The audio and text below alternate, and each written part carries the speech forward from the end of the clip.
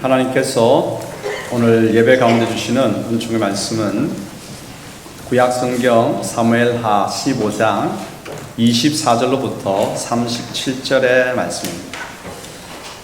사무엘하 15장 24절로부터 37절 우리가 한 절씩 교독하겠습니다. 보라, 사독과 그에 함께한 모든 레위 사람도 하나님의 언약궤를 메어다가 하나님의 궤를 내려놓고 아비아달도 올라와서 모든 백성이 성에서 나오기를 기다리도다. 왕이 사독에게 이르되 보라, 하나님의 궤를 성읍으로 도로 메어가라. 만일 내가 여호와 앞에서 은혜를 입으면 도로 나를 인도하사 내게 그 궤와 그 계시대로 보이시리라. 그러나 그가 이와 같이 말씀하시기를 내가 너를 기뻐하지 아니한다 하시면 종이 여기 있사오니 선히 여기시는 대로 내게 행하시옵소서 하리라. 왕이 또 제사장 사독에게 이르되 내가 성전자가 아니냐. 너는 너의 두 아들 곧 내 아들 아히마아스와 아비아달의 아들 요나단을 데리고 하나님이 성읍으로 돌아가라. 너희에게 내게 알리는 소식이 올 때까지 내가 광야 나루터에서 기다리리라 하니라. 사독과 아비아달이 하나님의 궤를 예루살렘으로 도로 메어다 놓고 거기 머물러 있으니라. 다윗이 감람산 길로 올라갈 때에 그의 머리를 그가 가리고 맨발로 울며 가고 그와 함께 가는 모든 백성들도 각각 자기의 머리를 가리고 울며 가니라. 어떤 사람이 다윗에게 아뢰되 압살롬과 함께 모반한 자들 가운데 아히도벨이 있나이다 하니 다윗이 이르되 여호와여 원하오노되 아히도벨의 모략을 어리석게 하옵소서 하니라. 다윗이 하나님을 경배하는 마루턱에 이를 때에 아렉 사람 후세가 옷을 찢고 흙을 머리에 덮어쓰고 다윗을 맞으러 온지라. 다윗이 그에게 이르되 내가 만일 나와 함께 나아가면 내게 무릎을 끼치리라. 그러나 내가 만일 성읍으로 돌아가서 압살롬에게 말하기를 왕이여 내가 왕의 종이니이다. 전에는 내가 왕의 아버지의 종이었더니 이제는 내가 왕의 종이니이다 하면 내가 나를 위하여 아비도벨의 모략을 패하게 하리라. 사독과 아비아달 두 제사장이 너와 함께 거기 있지 아니하냐. 내가 왕의 궤 중에서 무엇을 주든지 사독과 아비아달 두 제사장에게 알리라. 그들의 두 아들 곧 사독의 아히마아스와 아비아달의 요나단이 그들과 함께 거기 있나니 너희가 듣는 모든 것을 그들 편에 내게 소식을 알리지니라 하는지라. 다윗의 친구 후세가 곧 성읍으로 들어가고 압살롬도 예루살렘으로 들어갔다. 아멘. 지금은 경제적으로 참으로 어려운 때입니다. 잘 되는 분야도 있고 사업과 직장이 탄탄한 분들도 있지만 전체적으로 볼 때에 엄청난 위기가 지금 몰려왔고 그래서 우리는 고통을 겪고 있습니다. 전문가들이 이것은 시작에 불과하다고 하니까 야 앞으로 이게 참 어떻게 또 진행될까 많이 걱정이 되죠. 지난 주일에 미국 물가지수 발표를 했는데 미국 경제 미국 주식 확 떨어지고 그런 말미암아서 또 전 세계 경제가 출렁였습니다. 이 시작에 불과하다. 어떤 어려움이 또 닥칠까? 미국이 이렇게 코 한번 훌쩍이면 우리는 몸살 난다고 하는데 참 어떻게 될까? 살아가는 동안 피난길에 오르기도 합니다. 경제적인 부분도 또 마음의 영적인 부분도 지금처럼 극심한 인플레와 이를 잡기 위한 고금리로 인해서 우리 가정 살림은 쪼그라듭니다. 직장과 사업이 거의 수익을 내지 못하는 경우도 있습니다. 열심히 공부했지만 계속 시험에 낙방하기도 합니다. 큰 질병이 찾아와서 마음이 무너집니다. 경건하기를 원하지만 죄악으로 삶이 넘어져서 방향을 찾지 못하고 주저앉을 때가 있습니다. 피난길. 이 모든 것이 피난길입니다. 이때 우리는 무엇을 찾고 무엇을 강구해야 할까요? 살림과 사업이 어려우면 달려가는 곳이 어디입니까? 은행 융자 담당자와 그리고 사업 분야의 전문가들 찾습니다. 취업과 고시를 위해서는 유능한 강사와 쪽집게 선생을 찾습니다. 큰 질병이 발생하면 전국의 명의를 수소문할 것입니다. 죄악으로 무너질 때면 나를 위해 기도해 줄 수 있는 성령의 기도자를 만나기를 힘쓸 것입니다. 이처럼 힘들고 어려워 어쩔 수 없이 피난길에 오를 때면 나를 도와줄 수 있는 유능한 자들이 나를 찾아와서 함께 해주면 얼마나 좋을까, 얼마나 좋을까. 다 그런 마음일 것입니다. 아들 압살롬이 반역을 일으켰습니다. 아버지 다윗이 급히 예루살렘 성을 빠져나와야 했습니다. 다른 사람이 아닙니다. 외적이 아닙니다. 자기 몸에서 난 아들이 반란을 일으켜서 이제 피난길에 오르는 다윗의 마음이 어떻겠습니까? 얼마나 마음이 무너지고 마음이 아팠겠습니까? 다윗은 측근 신하들만 데리고 급히 왕궁을 빠져나왔습니다. 예루살렘 성 앞에 있는 기드론 시내를 건너야 했습니다. 그리고 감람산 언덕 마루를 넘어야 했습니다. 우리가 다윗이 되어서 사무엘 하를 읽는다고 한다면 울며 가는 그 길에 다윗을 도와줄 수 있는 유력한 자들이 좀 찾아왔으면 좋겠습니다. 그렇지 않습니까? 누가 찾아왔을까요? 찾아온 그들에게 다윗은 어떻게 대했을까요? 다 돌려보냈다고요? 아니, 도대체 왜 그렇게 했을까요? 이런 질문을 해보면서 오늘 하나님의 음성을 경청하기를 원합니다. 설교가 잘 들리기 하기 위해서는 방법이 있습니다. 여러분 주중에 매일매일 성경을 읽으십시오. 우리 교회에서는 묵상과 기도 방송을 계속 하잖아요. 유튜브에 문현중앙교회 치면 한 6분에서 7분 정도의 말씀을 읽고 묵상하고 교훈을 붙들고 기도하는 짧은 동영상이 올라옵니다. 그거 계속 읽고 약간만 노력해서 성경을 조금씩 또 깊이 읽어 나간다고 한다면 이 주일 예배가 달라질 겁니다. 제 설교는 좀 부족하다 할지라도 준비된 여러분들의 영혼 속에 하나님께서 들을 수 있는 학자의 길을 마음의 감동을 허락하여 주셔가지고 쑥쑥 그냥 하늘의 감동이 들어올 것입니다. 그런 역사가 있게 되기를 소원합니다. 말씀 있는 것 중요합니다. 오늘 우리가 이 자리에 앉아 있을 수 있는 것, 그래도 이 걷고 앉고 일어서고 뭔가를 할 수 있는 근력이 있다라고 하는 것 무엇 때문입니까? 밥 먹었기 때문이거든요. 뭐 거창하게 생각할 필요 없이 밥 먹었기 때문에 오늘 우리가 지낼 수 있는 거거든요. 하나님 말씀은 우리에게 영혼의 양식입니다. 그렇게 하십시다. 그렇게 하면 진짜 주의 설교가 꿀송이보다 달고 어떤 문제가 찾아온다 할지라도 넉넉하게 차고 나갈 수 있는 하늘의 은총의 말씀이 될 것입니다. 자, 하나님께서 이제 말씀하십니다.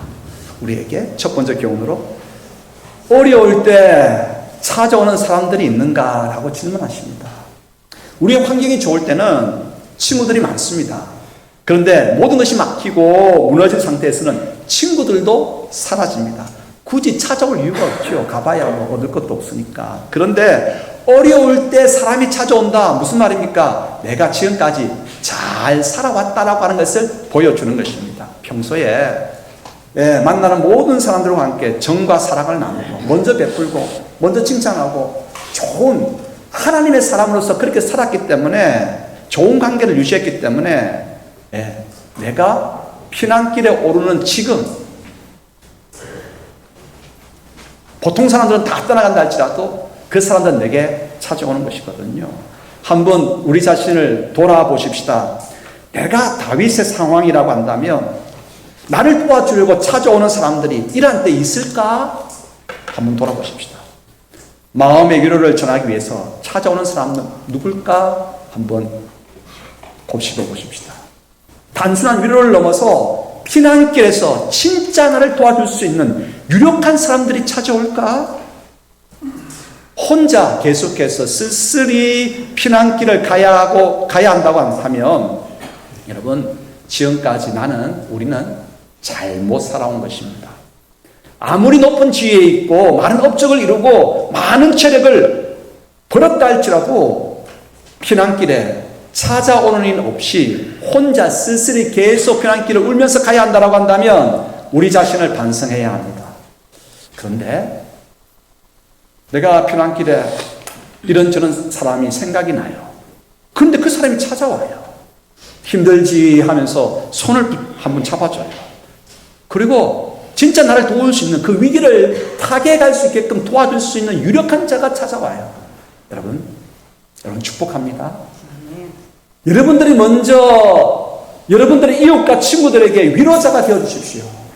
그들이 힘들 때 찾아가서 만나주십시오. 그들을 위해서 기도하십시오. 그러면 우리가 힘들 때도 친구들이 찾아옵니다. 우리가 힘들 때 피난길을 갈 때 사람들이 찾아온다? 잘 살았다고 하는 말이거든요. 하나님께서 야 익주야 잘 살았구나 그렇게 칭찬해 줄 수 있는 그러한 삶을 영위하는 우리 성도들이 되시기를 축복합니다. 자, 그럼 두 번째 교훈입니다. 다윗이 피난길 울면서 가고 있을 때에 참 소중하고 유력한 사람들이 다윗을 찾아옵니다. 다윗은 이들을 어떻게 대했을까? 하나님께서 오늘 두 번째 우리에게 교훈하십니다. 그들이 찾아올 때 하나님께서 말씀하십니다. 유력한 자들이라고 그들에게 기대지 말라고 말씀하십니다. 어려운 상황에서 나를 찾아온 사람들, 그 사람들이 다른 그냥 사람이 아니라 그냥 단순히 손잡아 줄 수 있는, 그것도 귀하지요, 고맙지요. 그냥 단순히 힘들지 이런 사람이 아니라 진짜 마음을 다해서 나를 도와줄 수 있는 그런 능력을 가진 사람이라고 한다면, 그런 재력을 가진 사람이라고 한다면 여러분 마음이 어떨까요? 진짜 기쁘지 않겠습니까? 그 사람들을 반겨맞지 않겠습니까? 그들을 대할 때 먼저 고마움을 표현하십시오. 피난길에 이렇게 찾아와 주니 너무 고맙습니다. 인사해야 됩니다. 그리고 난 다음에 그 다음이 중요합니다. 그들이 이 위기를 이겨낼 수 있도록 나를 잘 도와줄 수 있는 유력한 자들이라 할지라도 그들에게 내 마음을 다 쏟아놓아서는 안 됩니다. 그들에게 내 모든 것을 기대어서는 안 됩니다. 기드론 시내를 건너서 광야로 나아가야 할 때 누가 찾아왔습니까? 제사장 사독과 아비아달이 찾아왔습니다. 그를 돕는 수많은 레위 사람들과 함께 레위 사람들이 어깨에 언약궤를 벗개를 내고 찾아왔습니다. 언약궤. 여러분, 이 언약궤 대단한 겁니다. 다 알지 않습니까? 하나님의 임재의 상징입니다. 언약궤가 어느 편에 있느냐에 따라 가지고 백성들의 마음이 흔들립니다. 다윗에게 지금 언약궤가 찾아왔습니다. 그 언약궤 옆에 누가 있습니까? 언약궤를 중심으로 이제 제사를 집전하는 제사장들 사독과 아비아달이 이 언약궤와 함께 다윗 편에 서게 되었습니다. 이건 대단한 힘이거든요. 다윗에게 있어서는 너무나 귀중한 일이 지금 피난길에 주어졌거든요. 그런데 다윗은 이렇게 이야기합니다. 사독과 아비아달에게 고맙다고 먼저 인사를 전하고 난 다음에, 그런데 이 언약궤를 다시 메고 예루살렘으로 돌아가라고 이야기합니다. 아니 지금 쫓겨가는 가운데에 많은 군사도 대동하지 못했습니다. 그저 채송안의 호위무사만 가지고 쫓겨가는 가운데에 이 언약궤가 있다라고 하는 것, 제사장들이 함께하고 있다라고 하는 것, 얼마나 큰 힘이고 얼마나 귀한 지금 일이 주어졌는데 왜 돌려보냅니까? 다윗이 지금 제정신인가? 그렇게 생각해 볼 수도 있겠습니다. 왜일까요? 왜 그렇게 했을까요? 다윗이 그들을 돌려보내고 이제 감람산 언덕 위에 마루턱에 이르렀을 때 또 한 사람이 찾아옵니다. 전략가 후세입니다. 왕 옆에서는 왕이 정치를 잘 펼치고 나라를 잘 다스릴 수 있도록 조언을 해주는 전략가를 두었죠. 이제 전쟁이 벌어지면 이제 모사가 되어가지고 전쟁에 또 여러 가지 작전도 펼치는 전략가가 있게 되죠. 우리는 중국하고 가까우니까 누가 생각납니까? 제갈공명 생각나지 않습니까? 전략가가 있어야 되거든요. 후세가 전략가였습니다. 후세는 오늘 성경에 보니까 다윗의 친구 후세라고 할 만큼 다윗가는 스스럼없이 모든 흉악물을 다 털어놓고 대소사를 원언했던, 정책을 펼치고 계획을 수립해 주었던, 작전을 펼쳐 주었던 그러한 전략가 후세였습니다. 그가 찾아왔습니다.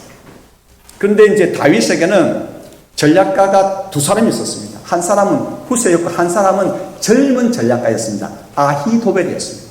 아히도벨은 대단히 머리가 이게 총명했습니다. 그냥 번쩍번쩍 돌아가는 거예요. 상을 보니까 지금 압살롬이 급하게 이제 모든 작전을 펼쳐가지고 다윗은 물러가게 될 것이고 왕권을 압살롬이 잡을 것이다. 딱 판세를 읽고 나서는 누구 편에 붙었습니까? 압살롬 편에 붙었습니다. 압살롬 편에. 이제 다윗은 쫓겨가면서 이 아히도벨이 또 자기를 죽이려고 계책을 낼 텐데 이 아히도벨의 계책은 정확하거든요. 상황을 정확하게 분석해서 펼치면 다윗 자신의 목숨이 어찌 될지 모릅니다. 그래서 다윗에게는 쫓겨가는 가운데 누가 필요합니까? 전략가가. 이 아히도벨의 전략에 맞서서 싸워줄 수 있는 전략가가 필요합니다. 후세가 필요합니다. 그런데 오늘 다윗은 지금 이야기합니다. 후세, 고맙네. 이렇게 와주었어. 그런데 돌아가게. 예루살렘으로 돌아가게. 그곳에서 나를 위해서 당신의 계책을 베풀게. 돌려보냅니다. 이해가 안 돼요. 이해가 안 돼요. 다윗이 왜 그랬을까요? 도망가는 길에서는 군사 한 명이라도 더 필요하고 전략가, 이게 진짜 큰 힘이고 언약궤 정말 중요하고 언약궤 옆에 제사장이 있어준다라고 하는 것 얼마나 큰 힘인데 왜 돌려보냅니까? 다윗이 지금 막 도망가는 길에 너무 혼이 빠져가지고 실수하고 있는 것 아니겠습니까? 그런데 다윗은 알았습니다. 뭘 알았느냐? 이 사람들이 진짜 자기를 위해 줄 수 있는 사람들이고 진짜 위기를 풀어줄 수 있는 그러한 능력을 가진 유력한 자임을 알았습니다. 하지만 더 중요한 것을 다윗은 깨달았죠. 그것이 뭐냐? 이들이 내 삶에 나의 위기를 풀어줄 수 있는 1순위로 이들을 삼는다고 한다면 진짜 중요한 것을 놓친다라고 하는 사실을 다윗은 알았습니다. 이들이 1순위가 돼서 내 눈안에 딱 들어오는 순간 내 안중에는 이들밖에 없는 거예요. 그렇지 않겠습니까? 이들만이 보이는 거예요. 진짜 중요한 분, 중요한 존재, 중요한 것을 놓쳐버리게 되는 것이죠. 그래서 다윗은 이야기합니다. 고맙다, 찾아와 주었어. 하지만 너희들은 이 위기를 풀어가는 데 있어서 언제나 2순위이다. 2순위이다. 돌아가라는 거예요. 돌아가서 너희들이 있어야 할 예루살렘 그곳에서 언약궤도 예루살렘에 두고 언약궤 옆에 사독과 아비아달 있게나 그리고 후세도 예루살렘으로 돌아가게나 돌아가라고 이야기합니다. 그러면서 진짜 중요한 제1순위를 놓쳐버리지 아니하고 그것을 붙들기 위해서 제2순위들은 돌려보내는 것이죠. 돌려보내는 것입니다. 참으로 도망길에 귀한 유력자들이 찾아왔습니다. 그런데 하나님께서 말씀하십니다. 돌려보내라. 그들을 기대지 말라고 말씀하십니다. 왜 그래야 할까요? 도대체 언약궤 사독 아비아달 후세보다 더 중요한 분이 누굴까? 더 중요한 것이 무엇일까? 무엇이 1순위가 되어야 하기에 이 중요한 사람들을 돌려보내려고 할까? 궁금하지 않습니까? 세 번째 교훈입니다. 눈물의 피난길에 진정 우리가 붙잡아야 할 존재는 하나님 한 분이십니다.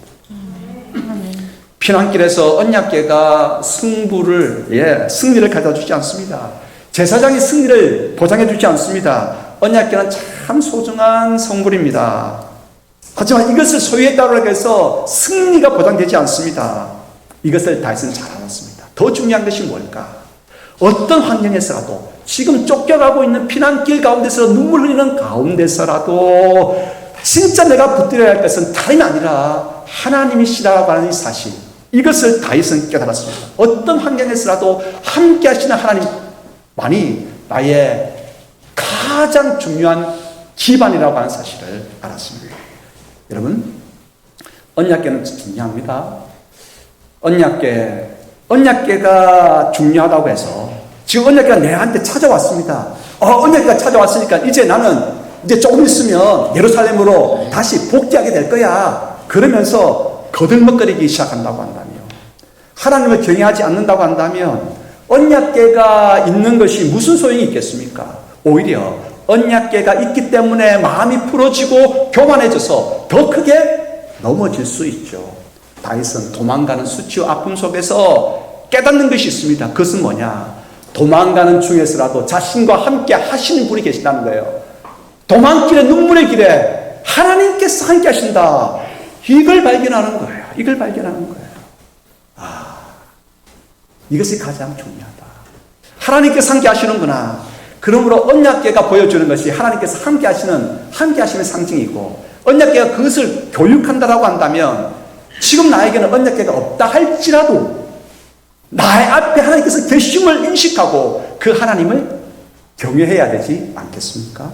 예. 이것이 진정한 신앙입니다. 여러분, 축복합니다. 예배당 안에서만 신앙이 아니라 밖에서도 어느 곳에서도 우리가 눈물 흘리는 그곳에서도 하나님은 함께 하시면서 우리의 모든 것을 아시고 우리를 붙들어 주시는 분이십니다. 다윗은 도망길에서 눈물 흘리면서 아픔을 느끼는 통각을 다시 깨워냈습니다.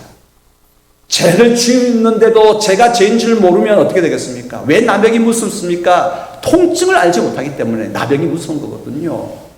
그런데 이제 통증이 살아났습니다. 아픔이 살아났습니다. 주님, 제가 잘못했습니다. 나 한 사람으로 말미암아서 그 우리아를 죽였고, 우리아 옆에 있던 함께 전쟁에 싸웠던 다른 장수들도 쓰러졌고, 내가 가늠죄를 지었고 한 가정을 파괴했고, 나는 극히 죄인입니다. 이제 통증이 살아난 거예요. 도망길에서 죄악을 발견하고 죄악을 깊이 있게 인식할 수 있는 통증이 살아났어요. 그리고 하나님을 찬양하기 시작했습니다. 하나님 감사합니다. 내가 도망하는 죄로 인해서 도망하는 이 길에는 하나님이 안에 계신 줄 알았는데 이곳에서도 하나님께서 계셨군요. 여러분, 그러므로 우리가 참으로 피난길 가운데에 붙들어야 할 분은 하나님이십니다. 그분은 어떤 분이십니까? 우리의 통각을 일깨워주시면서 우리와 함께 하시는 분이십니다. 지금 나와 이 순간에 여기에 함께 계시는 분이십니다. 도망가는 그곳에 함께 하십니다. 어떤 이유인지 모르지만 눈물이 팍 쏟아지는 그곳에 하나님께서 함께 하십니다. 고개 떨군 그곳에 함께 하십니다. 내가 어디에 있든지 아버지 하나님께서 나와 그곳에 함께 하십니다. 나를 버리지 않습니다. 그러므로 우리의 눈이 열려져서 지금 나와 함께 하시는 하나님을 볼 수 있어야 합니다. 그 하나님을 향해서 가슴 활짝 열고 무릎 꿇고, 하나님, 나의 하나님이십니다. 경배해야 되겠죠. 주님, 이곳에서도 함께 하셨군요. 이 눈물 골짜기에서도, 이 사망의 골짜기에서도, 이 죄악의 현장에서도 나와 함께 하셨군요. 여러분, 기억하셔야 됩니다. 여러분들이 경건할 때에도 하나님 찬양해야 되지만, 내가 죄악을 저지르는 그 현장 가운데서도 하나님 함께 하십니다. 내가 죄를 저지르는 그 가운데에서도 하나님께서 함께 하지 아니하시면 죄로 인해서 나는 무너지고 맙니다. 그런데 오늘 이곳에 예배자로 설 수 있는 까닭이 뭡니까? 하나님께서 죄악의 현장에서도 함께 하시면서 우리의 통각을 일깨워주시고, 그래, 다시 일어나야 되겠다. 죄를 이기고 하나님께서 기뻐하시는 거룩한 하나님의 백성으로 살아야 되겠다. 예배자리로 나아가자. 그래서 우리가 이곳에 있는 것입니다. 내가 어느 곳에 있든지 하나님 나를 떠나지 않습니다. 눈물 골짜기, 슬픔의 강수, 그곳 함께 하십니다. 자기 현장에 하나님께서 함께 하십니다. 그래서 우리가 하나님 앞에 올려드려야 할 것은, 하나님 영광을 받으시옵소서 라고 하는 찬송입니다. 그러므로 감사와 떨림과 결단의 마음으로 하나님을 경외하는 우리가 되도록 하십시다. 모든 상황 속에서, 피난길 가운데서 우리들이 붙들어야 할 가장 중요한 기반, 근원, 근거, 1순위 누굽니까? 하나님이십니다. 하나님 우리의 산성이고 요새시고 우리의 터전입니다. 흔들리지 않는 터전입니다. 이 순위를 붙드는 순간 우리의 삶의 터전은 흔들립니다. 흔들립니다. 하나님을 경외하십시다.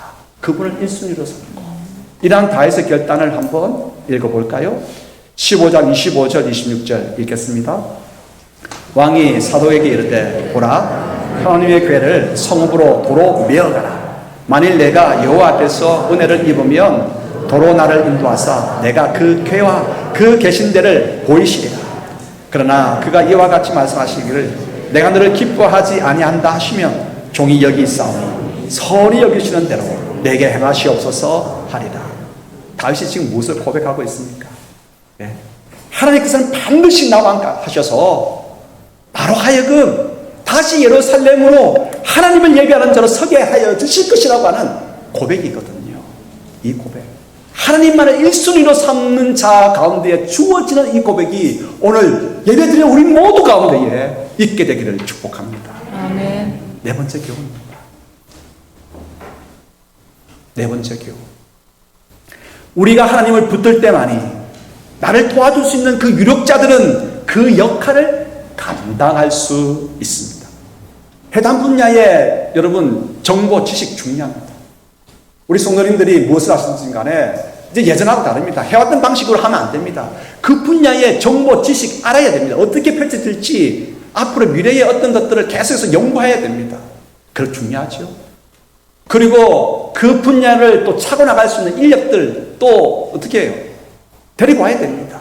그리고 재원도 있어야 되겠죠. 지식, 정보, 재원, 인력 다 중요합니다. 이 모든 것들 필요하지요. 그런데 이것들이 진짜 나를 도와주고 나를 이 위기 가운데서 건져줄 수 있게 되기 위해서는 중요한 게 있습니다. 언제 그들이 그 역할을 감당할 수 있을까? 그 역할을 감당할 때가 언제냐?